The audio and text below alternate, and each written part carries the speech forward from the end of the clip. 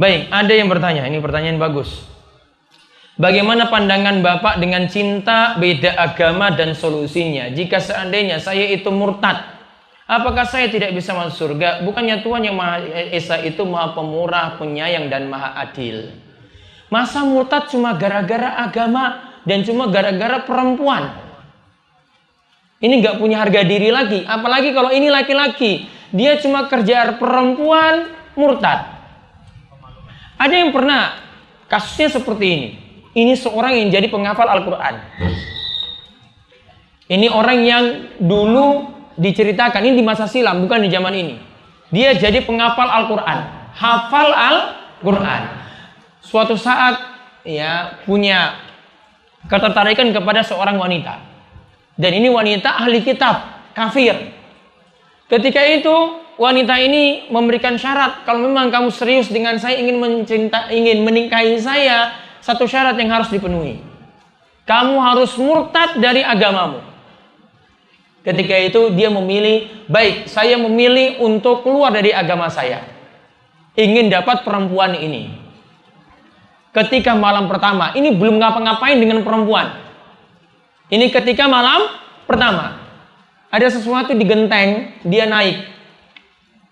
Kemudian jatuh, ketika itu langsung mati. Di malam pertama mati cuma gara-gara perbaiki genteng, tadi sudah dalam keadaan murtad. Perempuan tadi nggak dapat, malam pertama nggak dapat. Yang kedua mati dalam keadaan murtad. Dapat dua kerugian sekaligus. Seperti ini nggak punya harga diri. Kalau ini laki-laki, laki-laki cari perempuan, kok pindah agama, nggak punya harga diri. Karena ingat, al-Islamu ya'lu wa la yu'la alaih.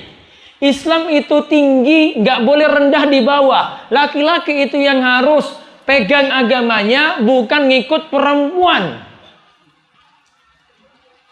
Dan ingat, ya, laki-laki yang seperti ini, ya, saran saya kalau ini laki-lakinya yang pengen murtad, coba ingat baik-baik agama kita. Agama Islam itu agama yang paling sempurna.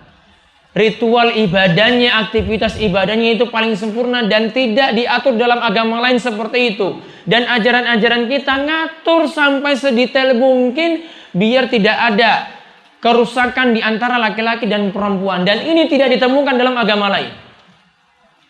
Perempuan diperintahkan untuk aurat. Di agama lain kalau mau pergi ibadah, terserah mau buka-buka aurat boleh. Mau pakai you can see, mau masuk ke tempat ibadah mereka boleh. Mau pakai celana sampai ke atas juga boleh. Agama kita punya aturan. Tidak ada dalam agama lain seperti itu. Kita pun diatur pergaulan laki-laki dan perempuan, gak bisa sembarangan. Uang kita kalau sholat saja laki-laki depan, perempuan di belakang, gak bisa jadi satu. Agama lain boleh campur baur. Jenengan masuk ke tempat ibadah, duduk bareng-bareng dengan perempuan boleh. Tadi saja puasa saja nggak bisa nahan syahwat, ini duduk dengan perempuan. Walaupun niatannya ibadah, tetap syahwat nggak bisa dikendalikan. Agama kita mengatur seperti ini, tidak ada dalam agama lain. Satu contoh lagi, agama kita itu mengatur wanita itu lebih baik di rumah, bahkan untuk masalah sholat sekalipun.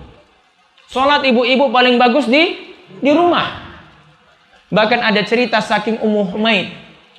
Ummu Humaid ini pernah tawarkan pada Rasul Shallallahu Alaihi Wasallam. Tanya pada Rasul, wahai Rasul, saya ingin sholat di belakangmu bersamamu, wahai Rasulullah. Karena Rasul itu sholat di Masjid Nabawi yang pahalanya itu 1000 kali lipat.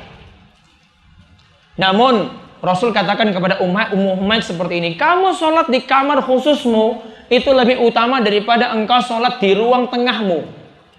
Kita punya ruang tengah biasanya ya, ruang kumpul keluarga. Sholat di kamar sendiri yang kita menyendiri itu lebih utama daripada kita sholat di ruang tengah. Dan Rasul katakan, engkau sholat di ruang tengahmu lebih utama daripada engkau sholat di bagian ruang depan, yaitu di ruang tamu. Dan Rasul katakan, engkau sholat di ruang tamumu tadi lebih utama daripada sholatmu di masjid kampungmu. Dan engkau sholat di masjid kampungmu lebih utama daripada engkau sholat di masjidku ini di Masjid Nabawi. Diatur seperti itu. Di ajaran agama lain tidak ada pengaturan secara detail seperti ini.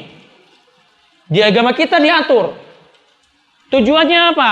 Para ulama katakan biar laki-laki dan perempuan tidak saling ketemu. Tidak ikhtilat, tidak terjadi campur baur antara laki-laki dan perempuan. Agama lain tidak ada yang mengatur seperti ini. Tidak ada yang sedetail ini mengatur agama kita loh. Ngapain Rasul ngatur sedetail itu? Buang hajat diatur detail. Masuk kamar mandi, kita masuk dengan kaki apa? Kiri. Diatur. Di dalam agama lain tidak ada. Masuk kamar mandi ada bacaannya. Keluar kamar mandi dengan kaki kanan ada bacaannya lagi. Makan dengan tangan kanan. Baca bismillah. Diatur detail. Mau hubungan intim saja ada bacaannya. Nggak main sikat saja loh Bapak. Ada bacaannya lagi. Dalam agama lain nggak ada diatur seperti itu. Kok mau mengorbankan agama yang serba sempurna, cuma murtad, cuma gara-gara perempuan. Masa tidak ada perempuan muslimah yang cantik? Itu nggak ada.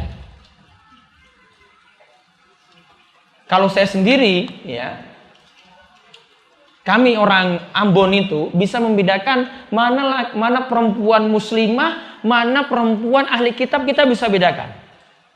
Tahu bedanya apa? Bedanya cuma dari muka. Yang muslim mukanya cerah walaupun hitam. Hitamnya hitam manis. Namun kalau ahli kitab non muslim, mukanya sudah ketahuan walaupun cantik bagaimanapun kelihatan suram. Kelihatan tidak cerah. Dari gitu kita sudah tidak tertarik.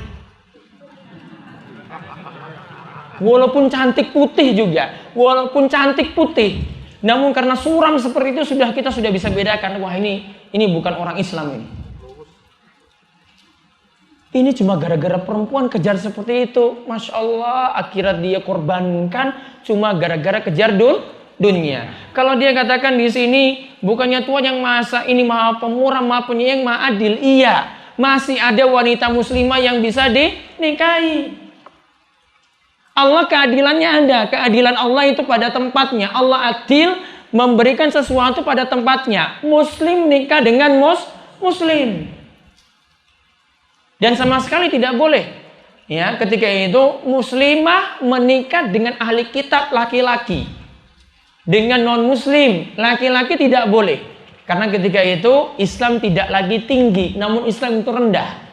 Karena yang jadi pemimpinnya itu non-muslim dalam rumah tangga. Maka perempuan tidak bisa lagi berbuat apa-apa. Rata-rata kalau perempuannya yang non-muslim, perempuannya yang muslimah, laki-lakinya yang ahli kitab atau laki-lakinya non-muslim, biasanya perempuan lama-kelamaan sama-sama juga ingin ikut non-muslim alias ingin murtad. Dan poin penting di sini tidak boleh orang itu mengorbankan agamanya cuma gara-gara mengejar dunia.